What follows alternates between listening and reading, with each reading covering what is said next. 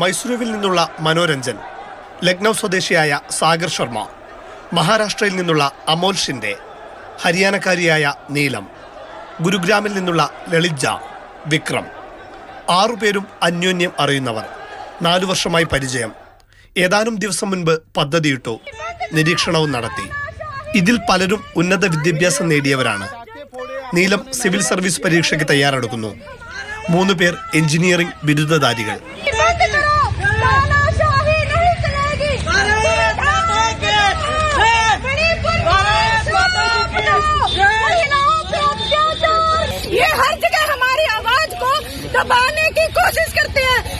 നീലം കർഷക പ്രക്ഷോഭത്തിൽ പങ്കെടുത്തിരുന്നു.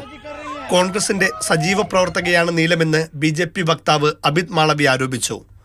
ഹരിയാന തിരഞ്ഞെടുപ്പിൽ പ്രചാരണം നടത്തുന്ന വീഡിയോയും BJP പുറത്തുവിട്ടു.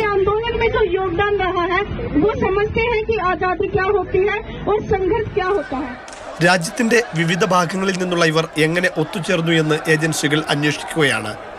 കൃത്യമായ ഗൂഢാലോചന ഇതിന് പിന്നിലുണ്ടെന്ന് വ്യക്തം. കർണാടക സ്വദേശിയായ മനോരഞ്ജൻ ക്രിമിനൽ പശ്ചാത്തലം ഒന്നുമില്ലാത്ത വ്യക്തിയാണ്. മകൻ ഇങ്ങനെയൊരു അതിക്രമം ചെയ്യുമെന്ന് കുടുംബം വിശ്വസിക്കുന്നില്ല. ಸರ್, ಈಗ ನನ್ನ ಮಗ ಹೋಗಿರೋದು ಅದು ತಪ್ಪು, ಅದು ಖಂಡನೀಯ. ಯಾರೇ ಆಗಲಿ ಸರ್, ಅದು ನಮ್ಮನೆ, ನಮ್ಮ ಸಂಸತ್ ಭವನ. ಅರ್ಥ ಆಯ್ತಾ ಸರ್? ನಾವು ಸಮಾಜದಲ್ಲಿ ಇದ್ಕೊಂಡು ಈ ಕೆಟ್ಟ ಕೆಲಸ ಮಾಡೋದು ಖಂಡನೀಯ ಅಲ್ವಾ ಸರ್? ಮಾಡಬಾರ್ದು. ಎಲ್ಲ ಹೋರಾಟದ ಮೂಲಕ ಮಾಡಬೇಕು ವಿನ ಇಂಥ ಇದನ್ನ ಯಾರು ಒಪ್ಕೋತಾರೆ ಸರ್? അതേസമയം ആക്രമണം നടത്തി മണിക്കൂറുകൾക്കകം പ്രതികളിലേക്ക് എത്താനായത് അന്വേഷണ ഏജൻസികൾക്ക് നൽകുന്ന ആത്മവിശ്വാസം ചില്ലറയല്ല. ലോക്സഭയിലെ അനിഷ്ട സംഭവങ്ങളുടെ പശ്ചാത്തലത്തിൽ കർണാടക, മഹാരാഷ്ട്ര നിയമസഭാ മന്ദിരങ്ങളിൽ സുരക്ഷ കർശനമാക്കി. KB Sreedharan, Mathrubhumi news, Bengaluru.